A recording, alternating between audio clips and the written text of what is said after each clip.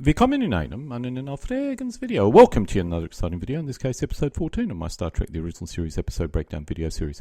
In this video, I'll be looking at Season 3, episodes 74 to 79 of Star Trek The Original Series or Generation to identify historical references which can be used to determine the original history of the Star Trek universe.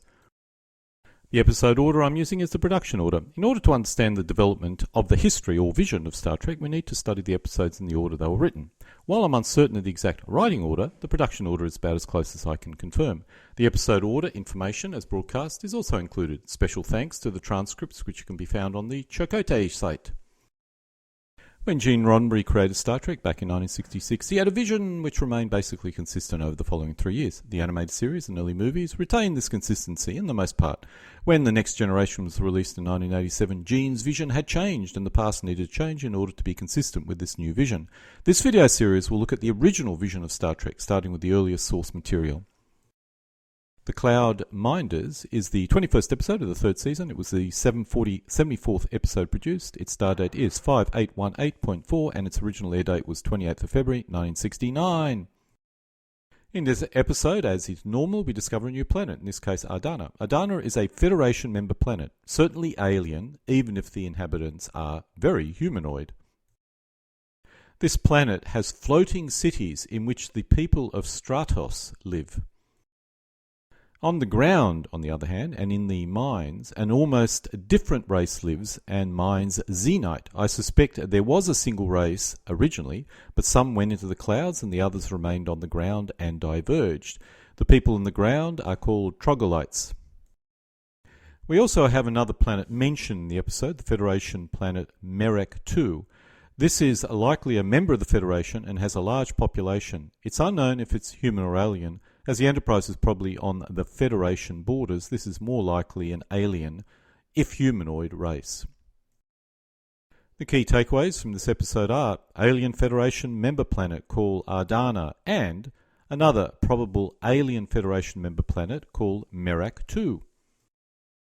The Way to Eden is the 20th episode of the third season. It was the 75th episode produced. Its star date is 5832.3 and its original air date was 21st of February 1969. In this episode we are shown a space cruiser called Aurora, which I assume is a civilian craft of some description. We also discover planet or planets called Catulan. Catulan is a planet, or perhaps more than one planet, in negotiation with the Federation. It's probably a non-Federation alien planet. Perhaps it does join the Federation eventually, but at this point in time it is an independent non-Federation planet or planets. We also have another planet mentioned, Tiburon. Tiburon is a Federation planet with major research capabilities, probably a Federation member planet, probably an alien Federation member planet. The key takeaway from this episode is yet more planets. Catulan is a non-Federation or planets currently negotiating a treaty with the Federation. It's probably alien and on the borders of the Federation. Tiburon is a Federation member planet, also most likely alien and large and well populated. Requiem for Methuselah is the 19th episode of the third season. It was the 76th episode produced. Its star date is 5843.7 and its original air date was 14th of February 1969. In the episode, a disease is mentioned, Rigelian fever. No doubt it's probably from one of the 5 inhabited Rigels identified so far in all the episodes. Disease and starvation seems to be a common issue in the Federation. Disease could be more common because Earth is interacting with more alien biologies on alien planets, and starvation an issue due to the unusually rapid colonization of planets by Earth. We also get another planet. In this episode we discover another system with an inhabited planet, this system being Omega system. It's probably in Federation space and must have been surveyed sometime in the past. It is the home of Flint, but apart from Flint, it's pretty much uninhabited. Flint is an unusual person. Flint is, or was, an immortal born in 3834 BC. Now that he's left Earth, he will apparently age normally, so he's no longer immortal. If I was him, I'd hightail it back to Earth. We also get another Federation planet, in this case Centauri 7, Could this be a planet in the Alpha Centauri system? It seems likely, which means it must be a human Federation member planet by now. We also have another Federation planet mentioned, in this case Marcus II. I'm guessing this is also a human Federation planet, as Flint was probably moving outwards from the Earth with the Earth colonists, and thus would have followed the Earth wave of colonial expansion rather than going via an alien planet. The specific planet Flint is living on, and only Flint, is called Hulberg 917G. As indicated earlier, only Flint lives on the planet. Prior, I mentioned the Omega system. That was the solar system, not the individual planet. The key takeaway from this episode, which seems to be rather common, is yet more planets. Omega system. It has one inhabited planet, which Flint lives on. Centauri 7, Federation human member planet, probably in the Alpha Centauri system. Marcus II, Federation human member planet, as Flint was living on it. We also discover in the episode an immortal Flint who was born in 3834 BC. The Savage Curtain is the 22nd episode of the third season. It was the 77th episode produced. Its star date is 5906.4 and its original air date was 7th of March 1969. In this episode, the Enterprise finds a molten planet which seems to have the readings of a powerful civilization on it. No Federation name is provided. I call it Molten Planet. In this episode, we get some more information about Surak, who is the father of Vulcan, obviously a pacifist. While not contained in the episode, Memory Alpha claims Surak lived in the 4th century, which I assume is Earth century, which is sometime between 300 and 399 AD. As Vulcans live for a long time, I can assume he was born in 300 AD and lived through the entire century. While this time frame of 1,966 years or less may seem like a long time, it only represents about 19 to 20 generations for a Vulcan. A good question is, when did the Romulans leave Vulcan? I would assume if it would have occurred during the period of war in order to allow all records to be lost, basically in the time of Surak. If the Romulans had a primitive space drive which took many years to arrive at Romulus, they could have arrived there in 400 AD, giving them about 1600 years to colonize and populate their primary planet and then start expanding into space, meeting the Terran expansion resulting in a war. While a stretch, I have to assume the lifespan of the Romulans was less. Perhaps the long travel in radiation-filled space affected this, as to populate Romulus in 1600 years would take a much shorter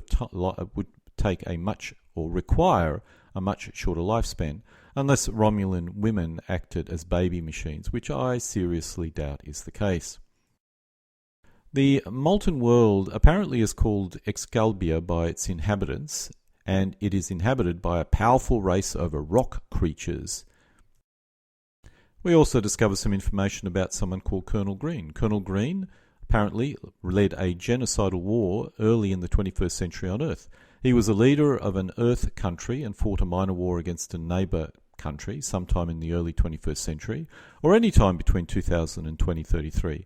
For no specific reason, I'm using a date of 2000 just as a placeholder. If I get any additional information to prove otherwise, I'll move the date accordingly.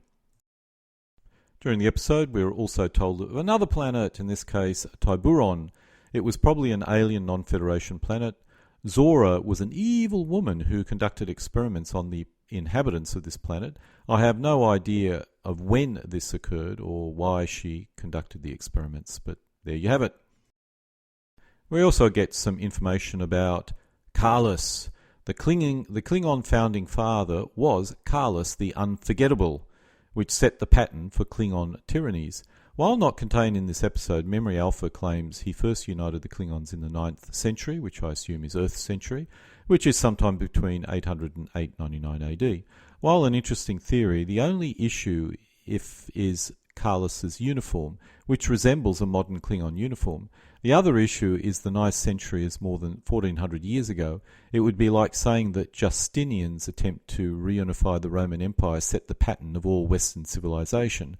As the Klingons were a stand-in for the Soviets, Carlos is closer to a Lenin, Stalin or Mao, who set the pattern of their respective totalitarian civilizations and unified their people and started expanding out. A good analogy would be if Trotsky was leader of the USSR and managed to conquer the world, as he wanted to. The Klingons would have had to expand into space about the same time as the Romulans and Terrans, so linking him to a Lenin at 1919 would work better. That gives him 80 years to unify his world, and then his successors then sally out to create the Klingon Empire. The key takeaways from this episode is, as normal, more planets. Excalibur, that is inhabited by a powerful race of rock creatures, alien and most certainly not Federation. Tiburian is an alien non-Federation planet as well. Not much other information have we gleaned from this episode of that planet. Some characters from history are also disclosed, which is more interesting. The founding father of Vulcan logic, Surak, who seems to also be a pacifist, which does not describe Vulcans, but perhaps his angle was that truly logical creatures do not engage in violence. Who knows? The founding father of Klingons, Carlos the Unforgettable, was also mentioned, who probably first established the aggressive communist style of government Klingons used.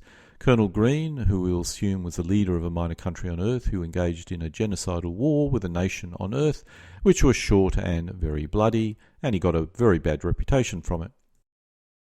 All Our Yesterdays is the 21st episode of the third season. It was the 78th episode produced. Its star date is 5943.7. Its original air date was 14th of March 1969. In this episode, another star system will go nova, in this case Beta Noble. It's a really unstable galaxy out there. The system has one inhabited system, Sarpion. It's probably an alien, non-Federation planet, which the Federation knew about, possibly when they investigated the star only, but didn't know very much about it. In the episode, Spock gets sent back 5,000 years to before his people were logical, and he begins to revert to his pre-logical Spock. As the Vulcans became logical in 300 AD, which is less than 2,000 years ago, this is very logical. Key takeaways from this episode are the Beta Noble system will be going nova, that is the sun in the system. Sarpedion, which is a planet in the system, will be destroyed. It is an alien non-Federation planet. The Vulcans 5,000 years ago were very emotional and violent. Turnabout Intruder is the 24th episode of the third season. It was the 79th episode produced. Its star date is 5928.5 and its original air date was 3rd of June 1969. In this episode, we are told of another Federation research facility exploring another long-dead civilization. The planet is called Camus II. When it collapsed, it's not mentioned. That is, when the civilization on Camus II collapsed, is not mentioned. Neither the reason why it collapsed. There is a functioning machine, and the runes don't look that old, so something may have killed the civilization slowly, with the last inhabitants dying only a few hundred years prior. Perhaps this machine was critical in keeping the survivors alive. My wild guess is the civilization may have collapsed 300 years ago, let's say about 1966. This could be totally wrong, and we have many examples of functioning machines from dead civilizations which are older, but it's the line in the sand that I'm drawing for now. In this episode, we are told of another colony planet, Federation obviously, called Benica. Benica colony must be a reasonably developed colony, but not sufficient to have advanced medical facilities. It's a Federation colony. As it's a colony, it's probably a human colony. In the episode, the Enterprise is going to meet another starship at Beta Arigale. This could be uninhabited, but this is unlikely. This is most likely another minor colony, or perhaps a military base, or some form of logistic planet. I'll go with the Mining Federation human colony for the moment. The episode mentions another starbase, in this case Starbase 2. This is a new starbase which we've never encountered before. We also get another starship mention, in this case the Potemkin. The Potemkin is a Constellation-class starship, sister of the Enterprise, which we last saw in Season 2, Episode 24, The Ultimate Computer. We also discover in this episode that the events of the Tholian Web episode apparently occurred in the Tholian sector, which seems reasonably logical. In this episode, we also get a mention of the Vians of Minara. The Vians, which the Enterprise met in the Minara star system, is mentioned in the episode, and they're the strange fellows that look very much like the the bumhead creatures in the very first episode of Star Trek. The takeaways from this episode is Camus 2 is a Federation research station exploring a dead alien civilization. Benica colony, a Federation human colony, reasonably developed but not large enough to have medical facilities better than the Starship. Beta Aurigae, unknown but probably a Federation human colony, possibly a small one at that. Starbase 2, yet another starbase. We also discover the Starship Potemkin is still hanging around.